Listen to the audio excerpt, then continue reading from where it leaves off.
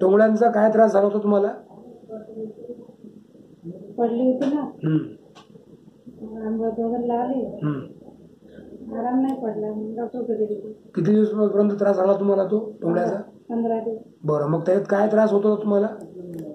अशी अंगावर पडली होती ठणक.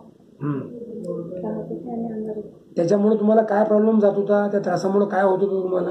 असं चालायला त्रास, उठता येत नव्हतं. आणखी? आणि पाय लांब केला की जवळ यायचा नाही. आणखी?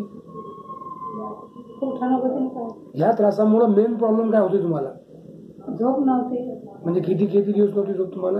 मध्ये 1 महिना. म्हणजे रात्रभर झोपायची नाही तुम्ही? नाही. हा त्रास रात्री व्हायचा का जास्त तुम्हाला? कधी अशी ऊन यायचा. कसा ऊन यायचा? ठणक वेगळीच. तुम्ही मग कुणाकडे गेले होते दाखवायला? हड्डीच्या डॉक्टरकडे गेले होते?